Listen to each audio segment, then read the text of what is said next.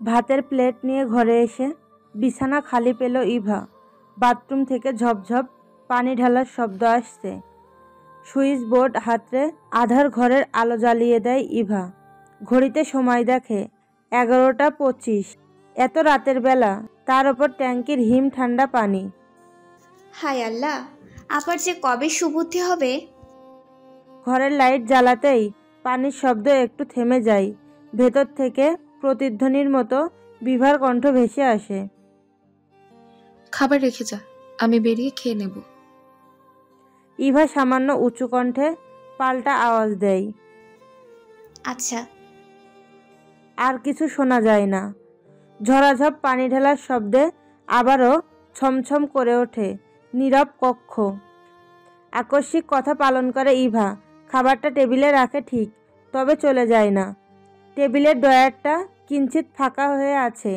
ইভা হাত ঠেলে আটকাতে যেতেই আবার খুলে। লাইটের আলোয় এক কোণায় যত্নে রেখে দেওয়া লিপস্টিকের ছোট্ট বক্সটা চকচক করে ওঠে। ইভা ঠোঁট প্রসারিত করে হাসে। পাশের জিনিসগুলো সরিয়ে বক্সটা বের করে ঢাকনা খুলে। ভেতরে একটা বোতাম, সাধারণত বোতাম, গাঢ় নীল রং। অন্ধকারে কালোই মনে হচ্ছে। বোতামটা ইউসুফ ভাইয়ের শার্টের, ছিঁড়ে পড়ে গিয়েছিল বছর দেড়েক আগে। একদিন সকালে নাস্তার টেবিলে ইউসুফের চেয়ারের নিচে পেয়েছিল বিভা। ফেলেনি, ফেরত দেয়নি, নিজের কাছেই রেখে দিয়েছে। ইউসুফ ভাই রাতে ফিরে জামিলার মাকে জিজ্ঞেস করেছে, খালা, আপনি বাড়ি ঝাড়ু দেবার সময় কোনো বোতাম পেয়েছেন? এই যে শার্টের রঙের নতুন পরলাম মাত্র, মাঝখানের বোতামটা কোথায় যেন ছিঁড়ে পড়ে গিয়েছে। মাছের বোতাম না থাকলে শার্ট পরা যায় বলেন? জামিলার মা খোঁজ দিতে পারেনি, দিবে কি করে। ইভা ঢাকনা আটকে রাখে।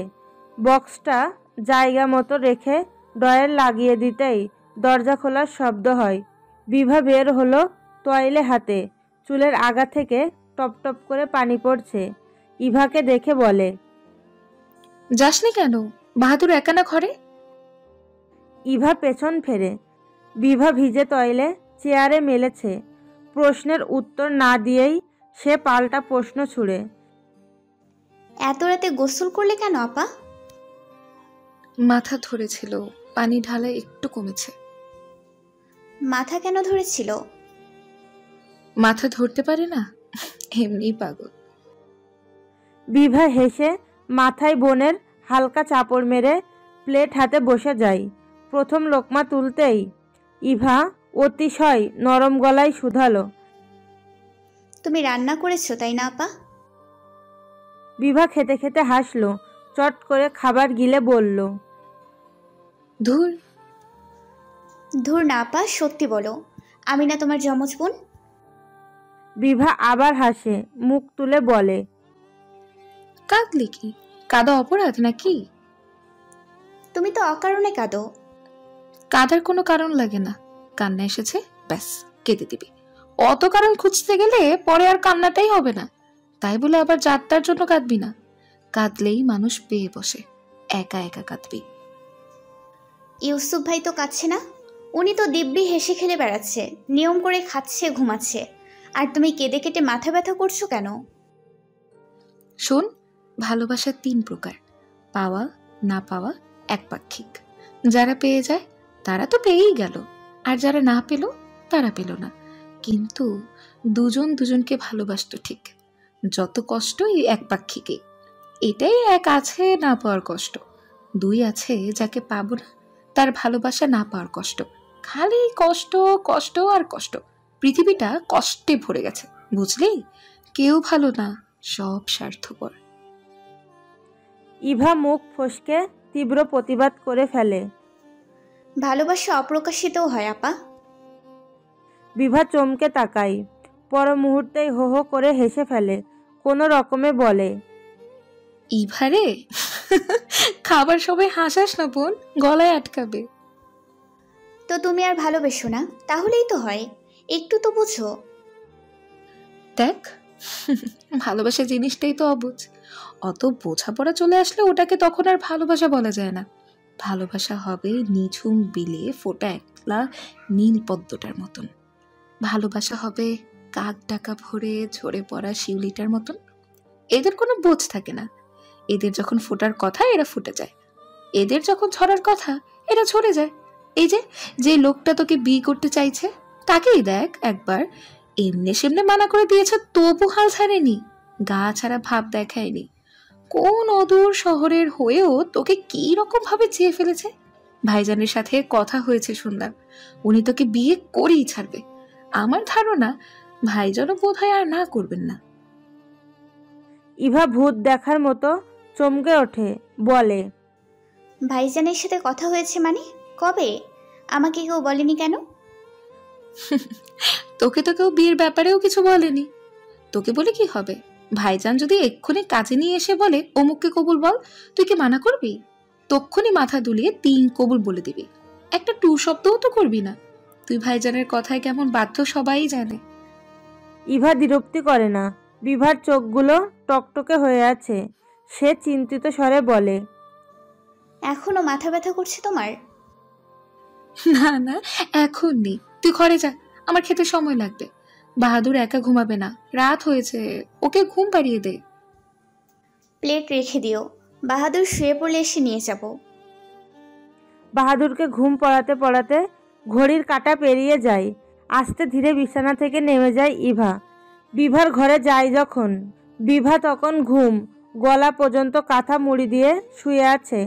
প্লেটটা টেবিলে রাখা। ইভা প্লেট নেয়, আবার কি যেন ভেবে বিভার দিকে ঝুঁকে চুলে হাত রাখে। শুকিয়েছে কিনা, নাকি ভেজা চুলেই শুয়ে পড়েছে এই দুঃখময়ী? না, চুল শুকনা। ইভার খটকা লাগে হঠাৎই। শরীরটা কেমন গরম গরম লাগছে না? নরম হাতে কপাল ছুঁয়ে দেখে জ্বর এসেছে হালকা।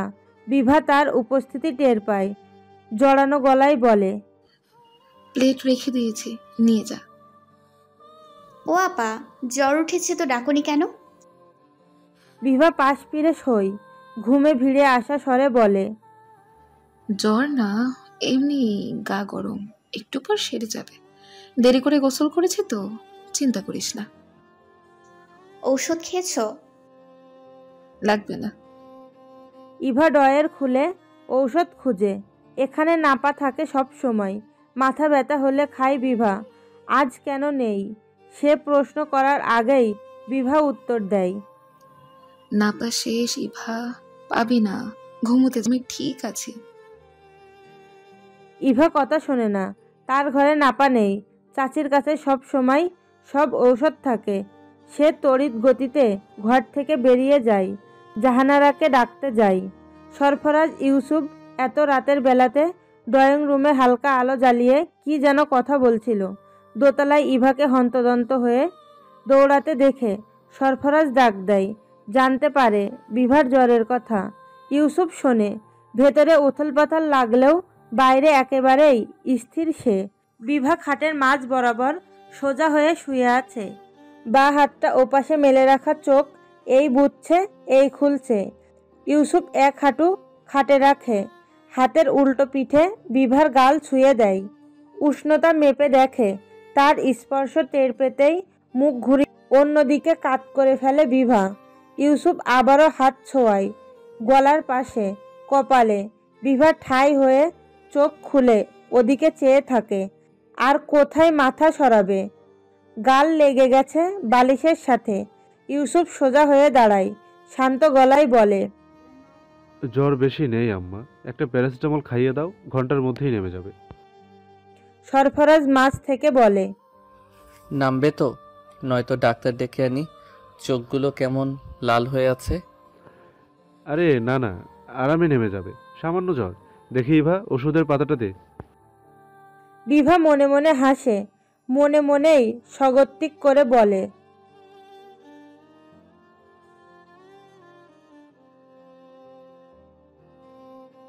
ঔষধ খেয়ে বিভা নিজ থেকেই বলে, তুমি যাও চাচি, ভাইজান আপনিও যান, ভাবিকে একা রেখে এসেছেন, ইভাও থাকুক, এতেই হবে।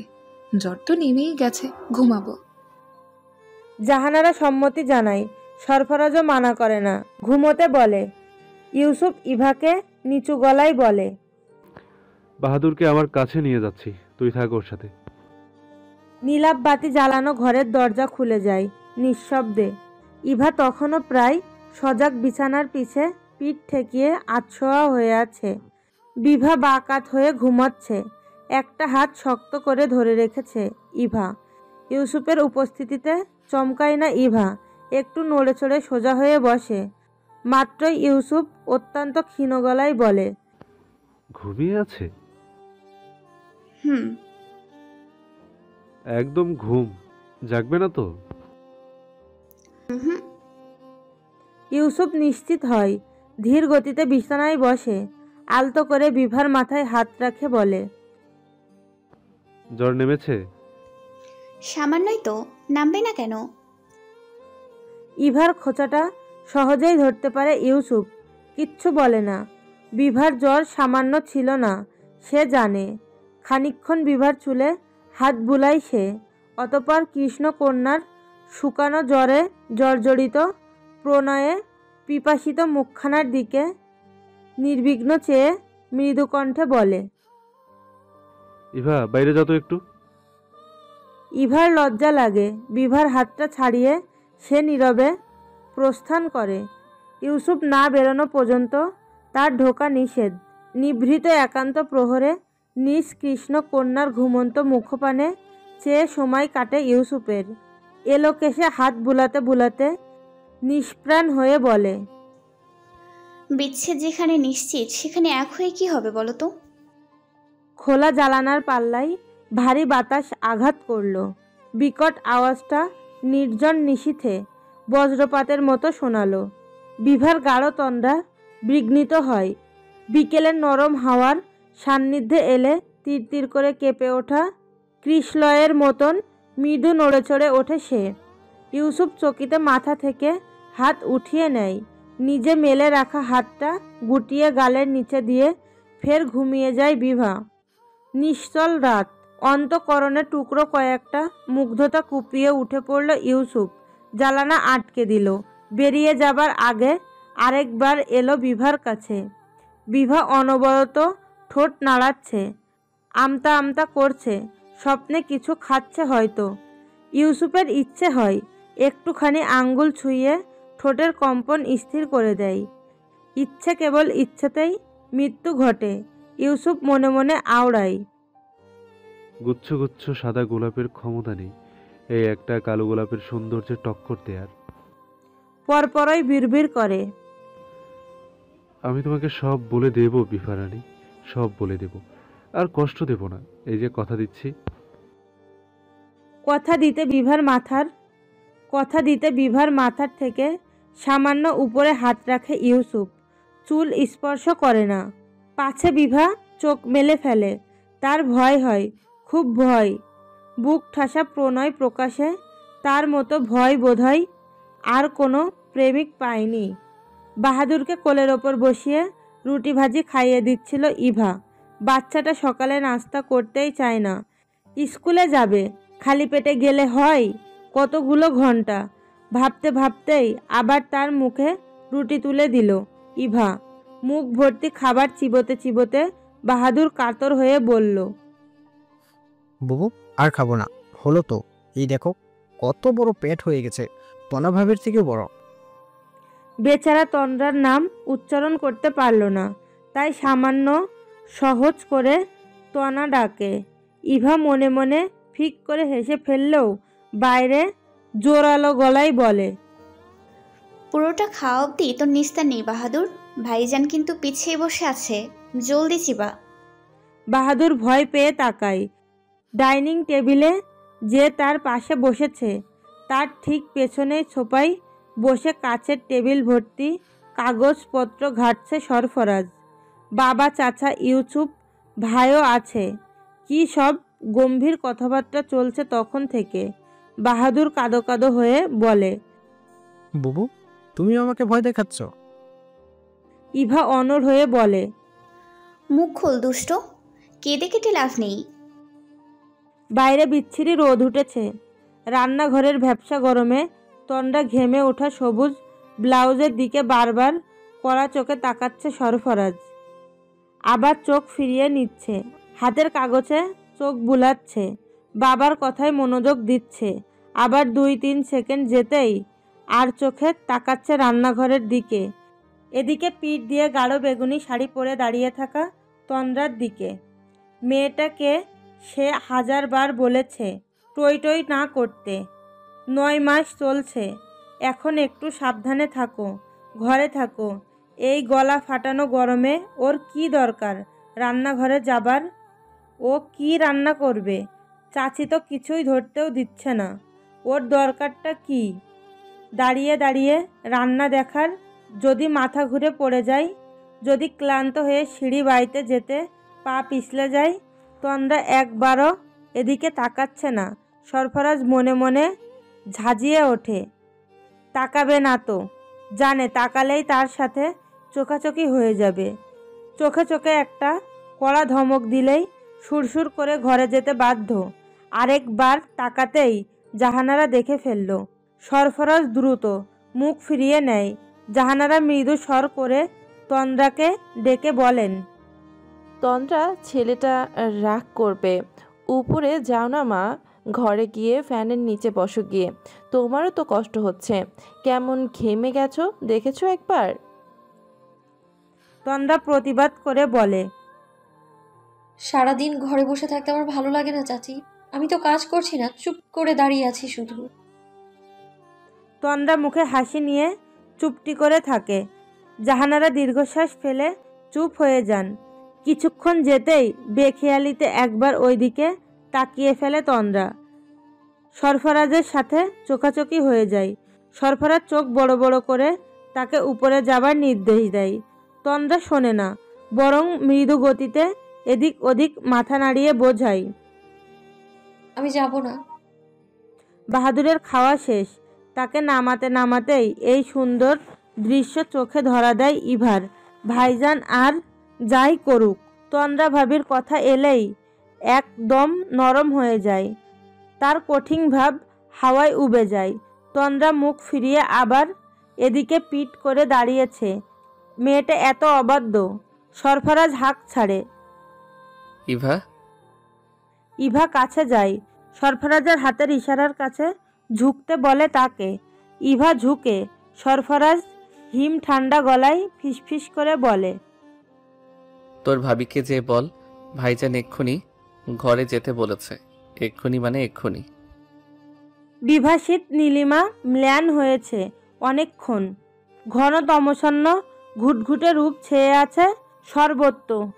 মোমবাতির নিভু নিভু শিখাটা হাতের আড়াল করে ধীর লয়ে এগিয়ে চলেছে বিভা।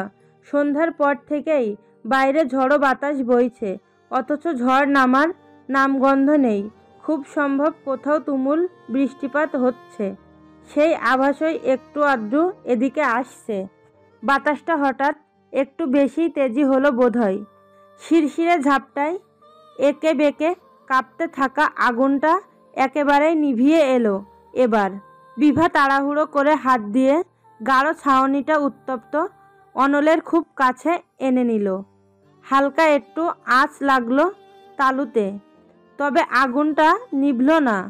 হুড় হুড় করে পূর্বের ন্যায় জ্বলে উঠল। বাড়ির বিশাল সিঁড়ির মাঝখানে দাঁড়িয়ে আছে সে। বাতাসটা আসছে খোলা বারান্দা থেকে। বিদ্যুৎ চলে গিয়েছে। এমন দুর্বল বিদ্যুৎ, এই গ্রামে বৃষ্টি হলে তো কথাই নেই। বৃষ্টির আগে বাতাস শুরু হলেই আর আলোর দেখা পাওয়া যায় না। কয়দিন আগে তো শুরু হয়েছিল আর এক জ্বালা। রোজ নিয়ম করে সন্ধ্যার আগে আগে চলে যেত। 2-3 ঘন্টা টানা থাকতো না। এখন অবশ্য ঠিক হয়েছে। বিভা উপরে উঠে আসে। বারান্দার রেলিং ঘেঁষে ইভা দাঁড়িয়ে আছে। মেয়েটা যে কোন আনন্দ পায় এই একলা একলা বারান্দায় দাঁড়িয়ে থাকতে। বিভার বুঝে আসে না। তার বোনটা আপাগমস্তক তার বিপরীত। আচার আচরণে সামান্য মিলটিও নেই। বিভা হতাশা নিয়ে দুপাশে মাথা দুলিয়ে ডান দিকে পা বাড়ায়। উদ্দেশ্য ইউসুফের ঘর। ইউসুফ মোমবাতি চেয়েছে। ভাবি মা ছোট চাচি রান্নাঘরে ছিল।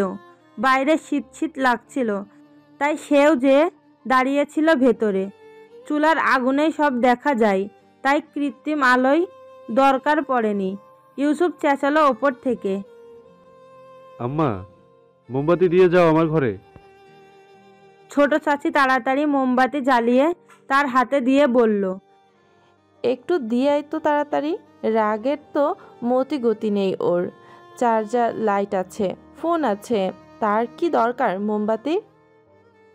বিভা মনে মনে শাসিয়ে ওঠে। তবে মা ভাবির সামনে ছোট চাচির কথা ফেলতে পারে না। মানা করলে কি উত্তর দিবে? ইউসুফের দরজার কাছে দাঁড়িয়ে রাজ্যসম দ্বিধায় কুকিয়ে গেল বিভা। শেষমেশ নিজের সাথে যুদ্ধ করে আঙ্গুলে টোকা দিয়ে আবছা কণ্ঠে বলে, আসতে পারি? বিভার কণ্ঠ কানে যেতেই ইউসুফ চকিতে ঘাড় ফেরালো। চেয়ারে বসা ছিল সে, টেবিলে কাগজপত্র ছড়ানো, মোমবাতির অপেক্ষা করছিল। বিভার গায়ে কালো রঙের জামা, এক পাশে লম্বা বেনুনি, গলায় জর্জেট ওড়না, কাঁধের ছেড়ে দেওয়া অংশটা অনবরত উড়ছে আগুনের তপ্ত আভায়। নত মুখটা কি অন্যরকম দেখাচ্ছে। বিভা কখনো অনুমতি চায় না তার কাছে, আজ চাইল কেন? ইউসুফ উত্তর দেয়, আসো। বিভা কেমন করে যেন আসে, শব্দ হয় না। এদিক ওদিক চেয়ে মিহি স্বরে বলে, চাচি দিয়ে যেতে বলল, কোথায় রাখবো? ইউসুফ ব্যথিত হয়। এই নির্লিপ্ত স্বভাব মেনে নিতে পারছে না। ঘরের মোমবাতির আলো ছড়িয়ে পড়েছে দোলত্যমানটি মটিতে তৃপ্তকরণে। ইউসুফ আদৃশ্য দেওয়ালে গাঢ় ছায়া দেখতে পায়। বিভা একবারও মুখ তোলেনি, তার চোখে তাকায়নি। নিষ্ঠুরতার মৌন জবাব দিচ্ছে নাকি? কাল যখন গাল কপাল ছুঁয়ে জ্বর মাপল, তখনও অসন্তুষ্টি ছিল মুখে। টেবিলে রাখা কাগজগুলোর উপর হাতের আঘাতে শব্দ তুলে ইউসুফ ছোট্ট করে বলে, এখানে রাখো। বিভা এগিয়ে আসে, টেবিলের ওপর ছড়ানো ছিটানো কাগজপত্রে চেয়ে ইতস্তত কণ্ঠে বলে, এগুলো? ইউসুফ ভরাট গলায় শুধায়। সরিয়ে নাও। বিভা হালকা হাতে কাগজগুলো গুছিয়ে পাশে সরিয়ে রাখে। মোমবাতিটা রেখেছে মাত্র। ইউসুফ জল জ্বলে অগ্নিশিখায় চোখ রেখে ঠান্ডা গলায় প্রশ্ন করে, অনুমতি চাইলে যে? জি। বিভা বুঝে উঠতে পারে না। আসার জন্য অনুমতি চাইলে কেন বিভা? বিভা নির্বিকার হয়ে উত্তর দেয়, না চাওয়াটাই অস্বাভাবিক না? একজনের ঘরে ঢুকছে, অনুমতি নিয়েই তো ঢুকবো। তার কণ্ঠে অনুভূতির রেশ নেই, সচ্ছলতা নেই। ইউসুফ অবাক হয়ে বিভার মুখের দিকে তাকায়। হালকা একটু চোখাচোখি হয়। হালকা দৃষ্টি লুকিয়ে নিতেই ইউসুফ বিস্মিত হয়ে বলে, আমি তোমার কাছে একজন? বিভা উত্তর দেয় না। মোমটা রেখেই চলে দ্রুত যাবার জন্য উদাস হয়। ইউসুফ আকস্মিক এক অদ্ভুত কাজ করে বসে। খপ করে ইভার হাত চেপে ধরে টান টান গলায় বলে, বলে যাও। বিভা স্তব্ধ হয়ে যায় সেই সংক্ষিপ্ত স্পর্শে, পুরুষালী ভারী কণ্ঠে। বিভা হাত ছাড়ানোর চেষ্টা করে, ইউসুফ ছাড়ে না, জোর করে ধরে রাখে। বিভা না পারে ছাড়াতে। ইউসুফ গম গম কণ্ঠে বলে, উত্তর দাও, যখন ছাড়ার আমি ছেড়ে দেব। বিভার চোয়াল ভারী হয়ে আসে, কণ্ঠ ধরে আসে, ক্ষিপ্ত হয়ে বলে, আমি তো আসি না আর, বিরক্ত করি না আপনাকে, ঝামেলা করি না, রাত বিরাতে সমস্যা করি না, পাগলামি করি না, কিচ্ছু করি না। আপনার সামনেও আসি না, তাও কেন এসব প্রশ্ন করছেন? শান্ত হও। বিভা বিশাল বিশাল শ্বাস ফেলে, শান্ত হয়। কিছু সময় কেটে যায় সেভাবেই। মোমবাতিটা গলে গলে পড়ছে, কতকগুলো চুইয়ে পড়ছে, পড়তেই জমে যাচ্ছে। বিভা ধীর গলায় বলে, হাতটা কেন ধরে রেখেছেন? ইউসুফ ছেড়ে দেয়। যাও। বিভা চলে যায়। ইউসুফ হাসে।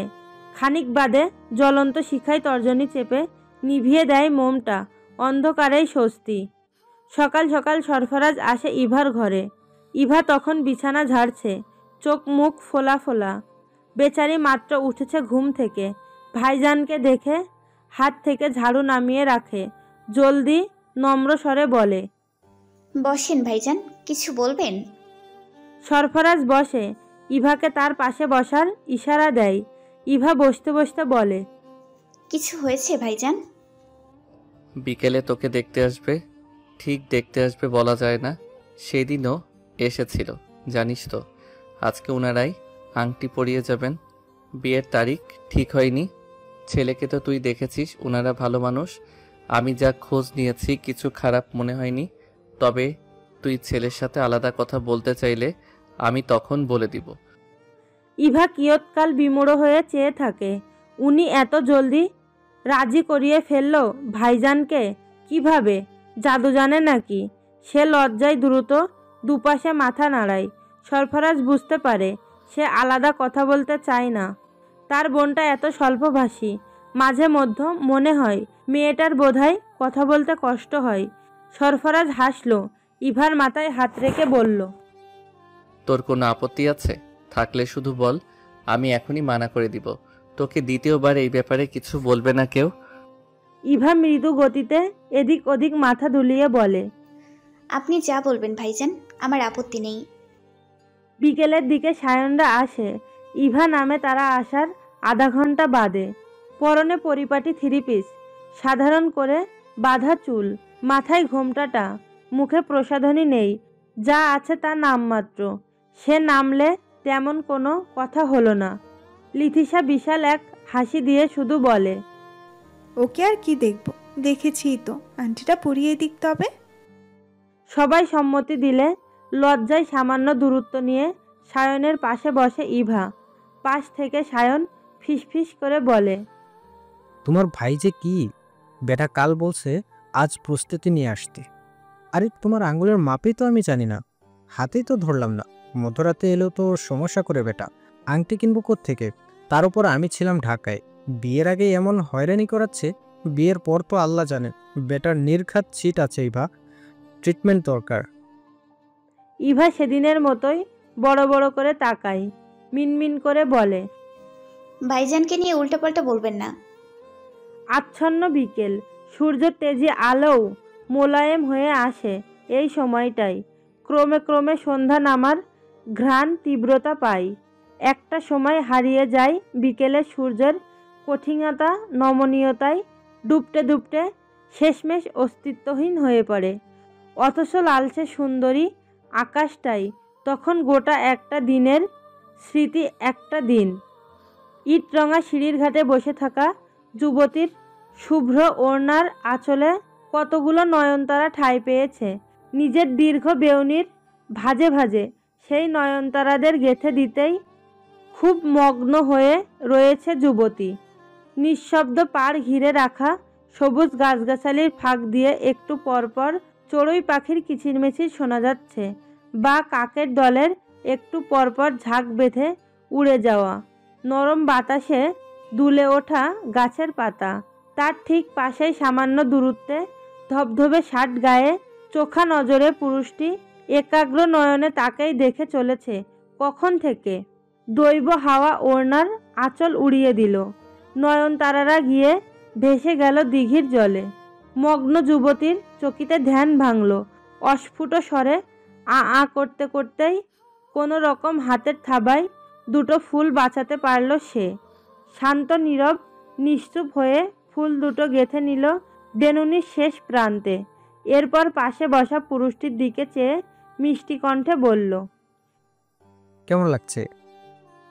কি রিনরিনে কণ্ঠ! পিওর চোখে একটু প্রশংসা শোনার অভিপ্রায়ে কাতর হচ্ছে গোপনে।